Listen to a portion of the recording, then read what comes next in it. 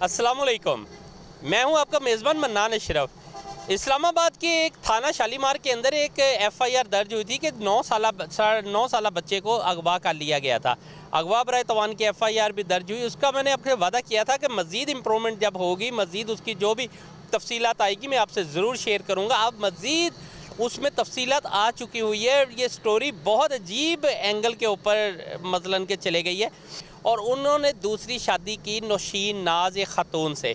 नौशीन नाज की भी दूसरी ऑलरेडी शादी थी, लिहाजा दोनों की लाइफ बड़ी अच्छी गुजरती। चंद साल तो इनके बड़े अच्छे गुजरे। उसके बाद इनके दरमियान में चपकलश पैदा होना शुरू हो गई और चपकलश का नतीजा ये निकला कि इनकी में दूरियां हो गई। लेकिन वो दूरियां भी बहुत ज़्यादा परवान नहीं चढ़ी थी कि अचानक एक दिन नौशीन नाज अपने कुछ लोगों के साथ अपने वो जो सियासी शख्सियत गुलाम मुस्तफ़ा जिनके साथ उनकी शादी हुई थी, उनके दफ्तर पे हमला आवर हो जाती है। अब ये हमला क्यों किया था, क्या वजह थी, बहरहाल ये एक इन्वेस्टिगेशन के अंदर पुलिस जानती है या वो गुलाम मुस्तफ़ा जानते हैं बताते खुद के ख़तून के आने के मकासद क्या थे, क्या क्या मामला था, हम इसमें नहीं जाते। लेकिन आपको बताते चलूँ, खैर उसमें वो एक CCTV फुटेज है। अगर आप देखें तो आपको पता चलेगा कि CCTV फुटेज के अंदर नौशीन नाज एक बच्चे को मारती हुई, लेके जाती हुई, घसीटती हुई बाहर लेके आती है अपने साथ। वो 9 साल का बच्चा हुसैन है।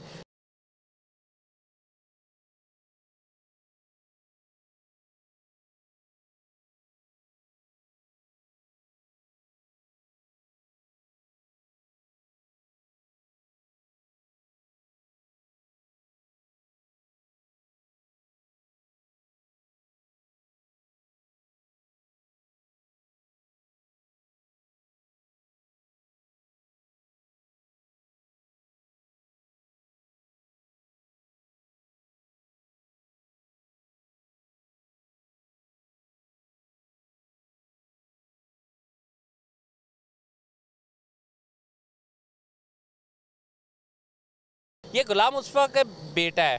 वो जब बाहर आती है उसके बाद चेंज हो जाती है अब स्टोरी। अब क्या है कि उसके बाद वो बच्चा गायब हो जाता है। कहाँ गायब होता है ये भी आपको मैं मज़ीद आगे बताता हूँ। लेकिन उससे पहले थाना शालीमार के अंदर एक FIR दर्ज होती है। उस FIR के अंदर लिखा जाता है कि एक 9 साला हुसैन जो अगवा हो चुका है और उस अगवा बराए तवान की एक FIR भी दर्ज हो जाती है। पुलिस इन्वेस्टिगेशन में चले जाती है और उसके बाद वो तफ्तीश, जैसे तफ्तीश का मरहला स्टार्ट करती है, नौशीन गिरफ़्तार हो जाती है। नौशीन के साथ उसके 2 भाई भी गिरफ़्तार हो जाते हैं। उसमें एक और उसकी बहन होती है, बहरहाल वो गिरफ़्तारी नहीं उसकी अमल में लाई जाती है, लेकिन बहरहाल ये 3 लोग गिरफ़्तार हो जाते हैं। इन्वेस्टिगेशन चलती रहती है। नौशीन की ज़मानत जो है सेशन कोर्ट से भी रिजेक्ट हो जाती है, हाई कोर्ट से भी रिजेक्ट हो जाती है, जबकि उसके जो 2 भाई हैं उनकी ज़मानतें जो है वो सेशन कोर्ट से रिजेक्ट होती हैं। तो इसी दौरान वो अडियाला जेल चले जाते हैं। अब यहाँ तक ये सारे मामला चल रहे हैं, बच्चा अभी तक नहीं मिला है। गुलाम मुस्तफ़ा के मुताबिक ये बच्चा जो है, मेरा बेटा मतलब 9 साला जो हुसैन है, उसे उसकी वालदा ने जो स्टेप मदर है वो अगवा किया है। और अगवा करना मकासद उसके जो भी हैं, बहरहाल वो अब आएंगे, मज़ीद जो है सामने आएंगी ये बातें। लेकिन उनके वालिद का ये कहना था कि मेरे बेटे को कुछ यानी कि जानी नुकसान देने के लिए अगवा किया गया, लिहाजा से जल्द ढूंढा जाए। खैर इस मरहले को कुछ दिन गुजरते हैं, फिर माह गुजरते हैं। 2-2.5 माह के बाद अचानक एक दिन फिर इस पूरे मरहले के अंदर एक मामला आ जाता है कि हबीबुर रहमान है, KPK से उनका ताल्लुक़ है, उनकी एंट्री होती है। वो उनसे रब्ता किया जाता है नौशीन नाज के अहले खाना का कि जी एक जरगा बिठाया जाए, उस जरगे के अंदर सुलह करवा दी जाए, इस मामले को ख़त्म कर दिया जाए। क्यों कि नौशीन नाज अभी भी उनकी वाइफ है। खैर ये घरेलू चपकलच ख़त्म करने के लिए जरगा होता है। अब जरगे में कुछ बातें तय होती हैं। उसमें ये होती है कि बच्चा 9 साला जो हुसैन है वो वापस कर दिया जाए और उसके बदले 9 साला हुसैन के वालिद गुलाम मुस्तफ़ा कोर्ट जाएंगे और जाके वहाँ बयान दे देंगे नौशीन नाज के हक़ के अंदर और ये मामला रफ़ा दफ़ा हो जाएगा, सुलह सफाई हो जाएगी। खैर कई दिन ये मामला चलता रहा और एंड क्या हुआ कि उनका जब ये मामला बिल्कुल ये सारी बातें तय हो गई, जरगे ने फाइनल कर दी कि अब इन बातों के ऊपर सुलह हो जाएगी। लेकिन उसी दिन नौशीन नाज के जो 2 बहनोई है, एक का नाम असलम है, दूसरे का रहमत है, ये दोनों जरगे में नौशीन नाज की तरफ से एंटर हुए थे और दोनों ने सारी बातें मानने के बाद आखिरी दिन उन्होंने बाकायदा इनकारी हो गए और वो कहीं गायब हो गए। पता ही नहीं चला कि उन्होंने ये इनकारी क्यों हुए वगैरह। खैर जरगे ने पहले उन्हें टच किया, नई मामलात बने, तो उसके बाद उन्होंने आखिर पे एक फ़ैसला लिखा है। वो फ़ैसला भी अगर आप देखें तो अंदर आ रहा है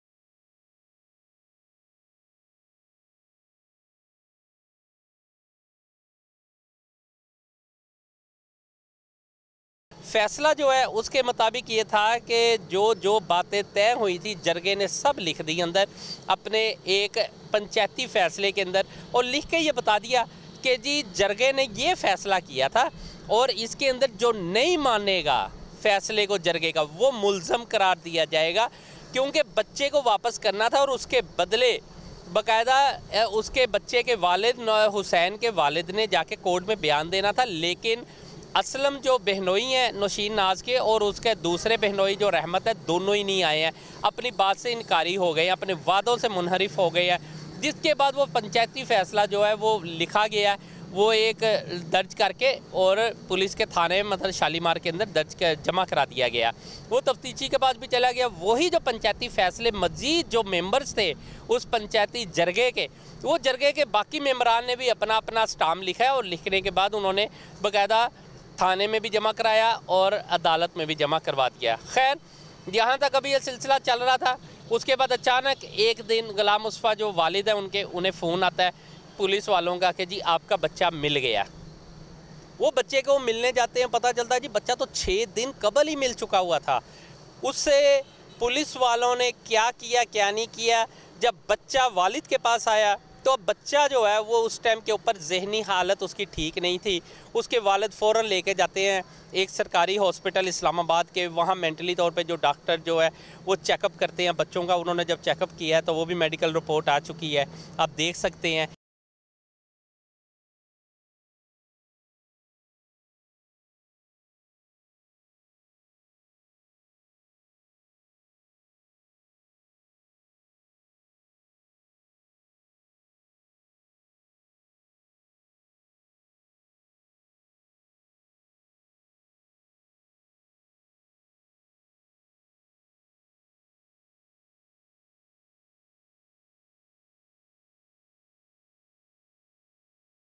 कि इस मेडिकल रिपोर्ट के मुताबिक उन्हें मेडिसिन दी जाती है और डॉक्टरों के मुताबिक बच्चे के वालिद को बताया जाता है कि आपका बच्चा मेंटली तौर पे बहुत डिस्टर्ब है, लिहाजा इसका इलाज किया जाए, उसके बाद देखें, उससे पूछना बाद में कि क्या हुआ। जब बच्चा कुछ बेहतर होता है फिर वो एक बयान देता है। वो बयान क्या है वो आप खुद सुन सकते हैं। वो बयान हमारे पास आ चुका हुआ है। वो बयान भी जब बच्चे का आता है तो ये एक स्टोरी नए एंगल के ऊपर चल पड़ती है, क्योंकि पुलिस ने उस बच्चे से दूसरे ही दिन, जिस दिन उसे बरामद किया है, बलूचिस्तान का एक इलाका है कोई, उधर से बरामद किया था। बच्चे ने फिर बताया अपने उस बयान के अंदर, बच्चे ने बताया कि मुझसे पुलिस वालों ने जो बयान दिलवाया है वो मुझे तशद्दुद करके डरा धमका के मुझसे बयान जो है याद कराया गया और उसके बाद वो बयान दिलवाया। खैर, वो बच्चे ने अब जो बयान दिया है वो आप सुन ले, आपको खुद अंदाज़ा हो जाएगा कि बच्चे ने क्या बयान दिया हो जाएगी। लेकिन हम दोबारा कर लेंगे। हाँ, लेकिन टेंशन नहीं लेकिन लेनी, रिलैक्स होकर बेटा देना, ठीक है। ये बताओ आपका नाम क्या है? हुसैन मुस्तफ़ा। हुसैन मुस्तफ़ा। आपके वालिद साहब? मेरे वालिद साहब का गुलाम मुस्तफ़ा अंसारी। आप गायब हो गए, मतलब गुम हो गए, उसके बाद मिल भी गए। जब गुम हुए थे कैसे हुए थे? मुझे मेरी मम्मा और ड्राइवर उमर को दिया था। वो कहता हो मैं तुम्हें पापा पास लेके के जाऊँ, फिर पता नहीं कहाँ लेके गया था। क्या कहा, दोबारा कहना। ऊंची मुझे मेरी मम्मा और ड्राइवर ने दिया था उमर को, और फिर उमर कहता आओ बाबा पास चलें आगे से। फिर उमर पता नहीं कहाँ लेके गया था मुझे। अच्छा, वो आपको कैसे पता कि मम्मा ने और ड्राइवर ने उसे कहा है? मैं सामने था। आप सामने थे? नहीं तो आप जब सामने थे तो ये कहाँ से लेके गया, उमर कहाँ से लेके गया आपको? दफ्तर से, नशीन दफ्तर से लेके गई थी। आगे सिकंदर और मून को दिया था, फिर आगे ड्राइवर आया, आगे से वो उन दोनों को, वो दोनों खड़े थे, उमर को दिया और कहता हो बाबा पास चले। मैं चल गया, उसने पता नहीं फिर गाड़ी में बिठाया और ले गया, पता नहीं कहीं लेके गया। उमर वो नशीन कौन है खातून जो आपकी क्या लगती है? मम्मा लगती है। नहीं, सकी माँ है? नहीं, सुतेली। अच्छा, तो आप क्या उनके पास कभी रहते भी होते थे? जी। हैं? जी। अच्छा, तो उसके बाद मसलन ले गया, उमर ले गया, ठीक है। उमर ने रास्ते में मतलब इतना सफ़र अगर किया है तो आपने पूछा नहीं उमर कहाँ लेके जा रहे हो? उमर कौन था? उमर पता नहीं, और पापा का जो मैं काम करता था। अच्छा, फिर उमर ने कहाँ रखा आपको? अपने घर। अपने घर ले गया। जी। अच्छा, आपके पास कभी आपकी स्टेप मदर जो है या ड्राइवर वो आया आपके पास? ऐसे हम आनू और इसका विकी मामू मिलने आते थे मुझे। किसकी मम्मा? इसका विकी मामू और असलम आनू मिलने आते थे मुझे। अच्छा, फिर आपको कोई खर्चा भी देके जाते थे? नहीं। क्या कहते थे जब मिलने आते थे? तो क्या तसल्ली देके जाते थे या कोई क्या के जाते तसल्ली थे? दे के जाते थे, आपका अबू जेल में है, जब आएगा बाहर आपको ले जाएगा। अच्छा, फिर आपको उसके बाद क्या हुआ? आप फिर वो रह रहे थे? मैं रह रहा था वहाँ पे, फिर पुलिस वाले आए। वो कहते आपके बाबा आपको बुला रहे, मुझे लेकर आए। उन्हें मतलब कि कोई गालियाँ वगैरह भी दी थी रास्ते में।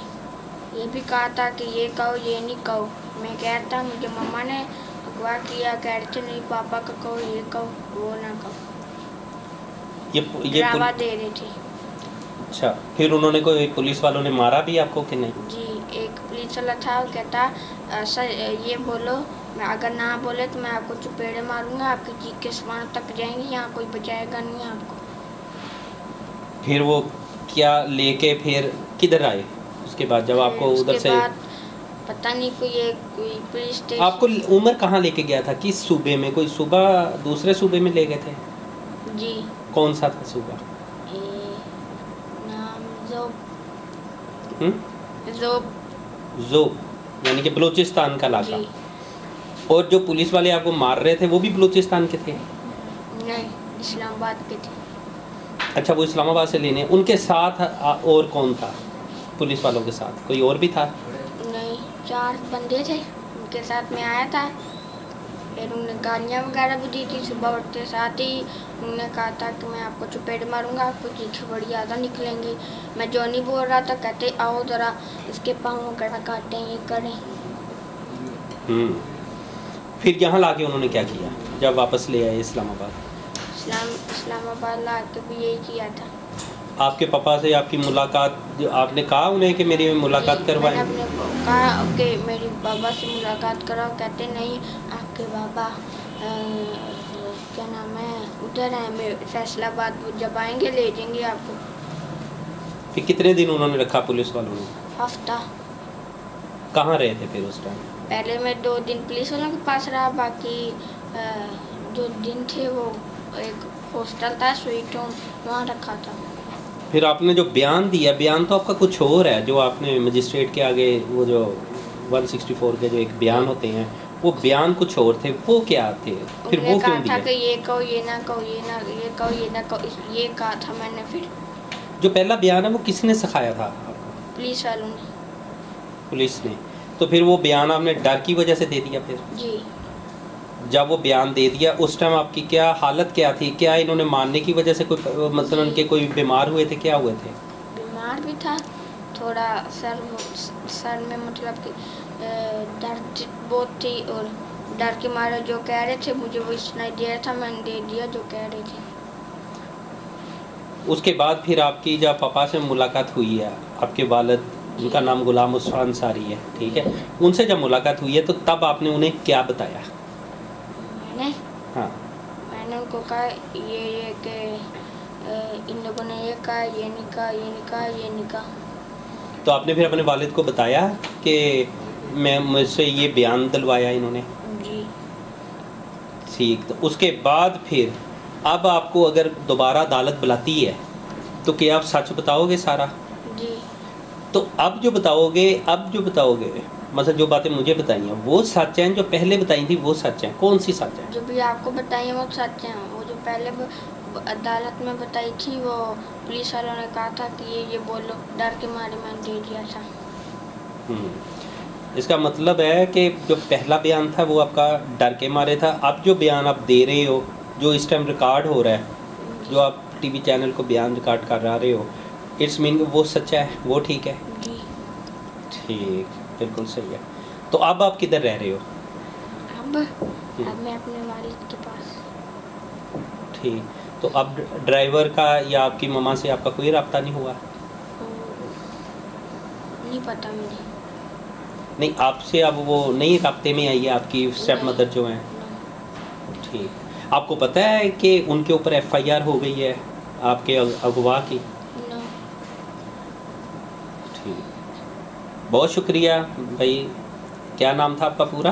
हुसैन मुस्तफ़ा अंसारी। वल्द? गुलाम मुस्तफ़ा अंसारी। गुड। लेकिन यहाँ तक भी मामला, उसके बाद जो है अभी ये सारे हालात चल रहे थे क्योंकि बच्चा मिल चुका हुआ था। पुलिस ने फ़ौरन अपना एंगल चेंज किया, अपनी हमदर्दियाँ मुल्ज़मान जो थी नौशीन नाज और दीगर उसके जो साथी थे उनके साथ बड़ी दिलचस्पी ज़ाहिर करते हुए उनकी ज़मानतें कराने में बड़ा अहम किरदार अदा किया। पुलिस ने बाप को मुल्ज़म और जो मुल्ज़म थे उन्हें फारग करके उन्हें बेगुनाह करार देने के लिए जिस हद तक कोशिश कर सकते थे पुलिस ने की। और उसी दौरान हीरो बनने के लिए उन्होंने फ़ौरन प्रेस कॉन्फ्रेंस भी की, ख्वाह वो उनकी अपनी मर्ज़ी से थे जिसके अंदर वालिद का कोई उन्हें नहीं बुलाया गया। वो प्रेस कॉन्फ्रेंस, उसमें उन्होंने अपने आप को हीरो शो किया कि हमने एक बच्चा बरामद कर लिया है। उसी टाइम उन्होंने उससे बच्चे से जो भी बयान दिलवाने थे वो लिए और उसके बाद उन्होंने वो प्रेस कॉन्फ्रेंस जो है अपनी वेबसाइट के ऊपर भी लगा दी। यहाँ तक भी मामला, अभी ये सारा सिचुएशन चल रही थी। वो जो मदइयों ने जो जरगे का फ़ैसला है वो भी आप पढ़ सकते थे, आपने वो भी देख लिया होगा, मेडिकल रिपोर्ट भी देख ली, इसके अलावा FIR भी दर्ज हो चुकी है जिसके मुताबिक ये सारे मामला चल रहे हैं। अब इस सारी स्टोरी के अंदर अब ये जब ये इन्वेस्टिगेशन हुई कि बच्चा मिला किससे, तब ये पता चला है कि उसके जो वालिद हैं 9 साला हुसैन के गुलाम मुस्तफ़ा, उनके पास 2 बंदे काम करते थे। एक उनका PA उमर इकबाल और दूसरा उनका ड्राइवर अरफान।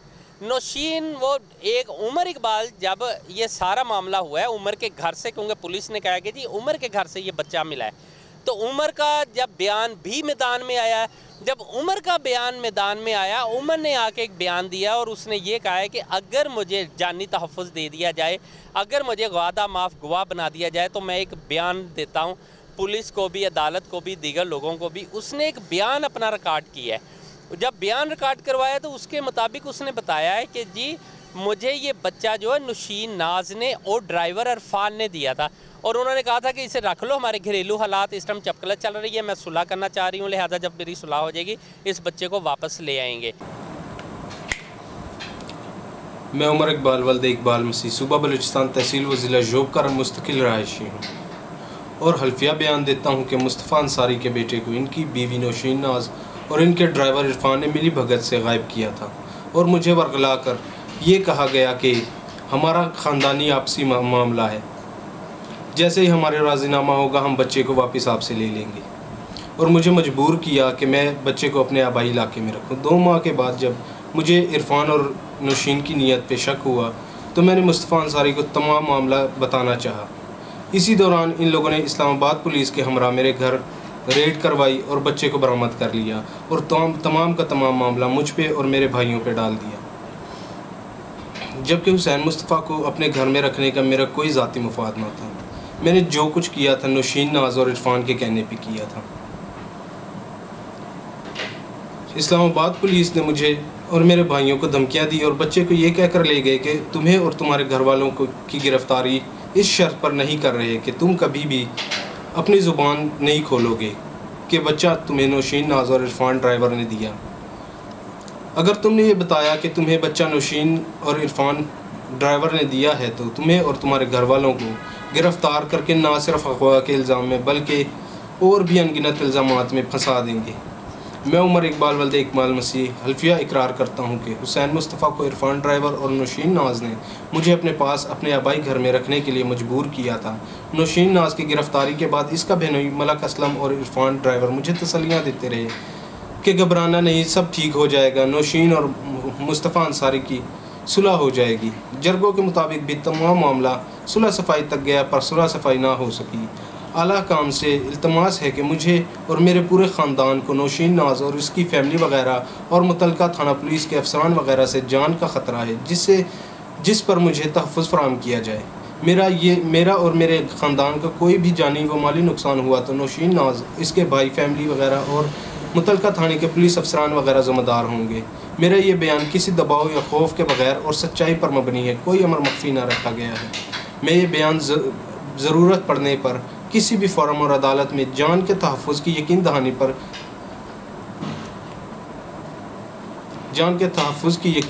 पर बज़ाते खुद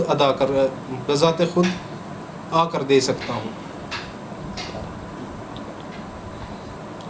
मेरा ये बयान किसी दबाव और खौफ के बगैर है। मेरा ये बयान किसी भी दबाव और खौफ के बगैर है और सच्चाई पर मबनी है, कोई अमर मख्फी ना रखा गया है। मैं ये बयान ज़रूरत पड़ने पर किसी भी फोरम और अदालत में जान के तहफ़्फ़ुज़ की यकीन दहानी पर बज़ाते खुद आकर दे सकता हूँ।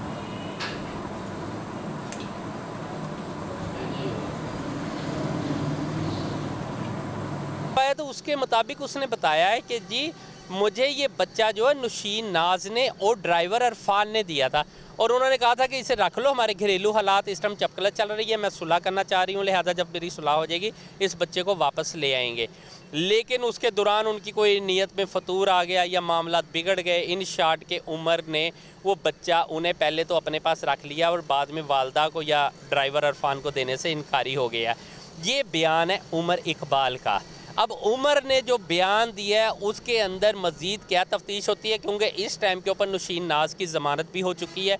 उसके दीगर दो भाई जो जिसके मुताबिक CCTV फुटेज के अंदर वो ख़तून को देखा जा सकता है कि ख़तून बच्चे को लेके आ रही है, उसके साथ लोग भी हैं बाकायदा, और वो सारा CCTV फुटेज के अंदर है। अदालत ने बी फाजल अदालत ने उनसे पूछा था नौशीन नाज से, क्या ये तुम ही हो कि कोई और है? तो नौशीन नाज ने इस बात के ऊपर एग्री हुई थी कि नहीं जी ये मैं ही हूँ। नौशीन नाज के साथ जब उसके वालिद हुसैन के वालिद और उनके हस्बैंड की आपस में गुफ्तगू होती है, वो भी ज़रा मुलाहिज़ा कीजिए, सुनिएगा, आपको अंदाज़ा होगा। उसके अंदर भी वो ये बोलती है कि हाँ जी हुसैन मेरे पास है। अब ये सारी बातें स्टोरी को नए एंगल पे लेके जा रही है। इन्वेस्टिगेशन क्या हुई है, क्या नहीं हो रही है, पुलिस क्यों इसमें ज़्यादा दिलचस्पी का इजहार नहीं कर रही है, इन्वेस्टिगेशन क्यों नहीं कर रही है, बहरहाल ये अलग मामला है। उमर का बयान आ जाना और उमर के बयान के मुताबिक कि जी ये सारा मामला किसका खेल था, क्यों खेला गया, वो भी उमर ने, अब वो उमर वो है जिसके घर से बच्चा बरामद हुआ है। अब वो आके जब ये बयान दे रहा है, सारी चीज़ें कर रहा है, it's mean something wrong. Naushin Naz की ज़मानत तो हो गई है, सब कुछ है, लेकिन उसके ख़िलाफ़ अभी भी हालात बहुत सारे हैं। लेकिन पुलिस इसमें दिलचस्पी क्यों नहीं ले रही, पुलिस इसको इन्वेस्टिगेट क्यों नहीं मज़ीद कर रही है? ये अब मज़ीद हम इंशाल्लाह कोशिश कर रहे हैं कि पुलिस के भी किसी आला यानी कि ऑफिसर से इस सिलसिले के अंदर बात, कहीं ना कहीं तो कुछ ना कुछ गलत है। अब इन्वेस्टिगेशन का दायरा कहाँ जाता है, इन्वेस्टिगेशन किस जगह पे जाती है, सच क्या है, झूठ क्या है, ये आने वाले वक्त के अंदर पुलिस को भी देखना है, हमारी अदालतों को भी देखना है। कम मज़ीद आने वाले वक्त के अंदर मज़ीद स्टोरी की जो भी इम्प्रूवमेंट होगी इंशाल्लाह ताला आपसे ज़रूर शेयर करूँगा। मन्नान अशरफ, उसकी टीम, कैमरामैन और दीगर साथियों को इजाज़त दीजिए। बहुत शुक्रिया। इंशाल्लाह ताला अल्लाह आपका हामी और नासिर हो। चैनल का ज़रूर यानी कि ख्याल रखिएगा। अल्लाह हाफिज़।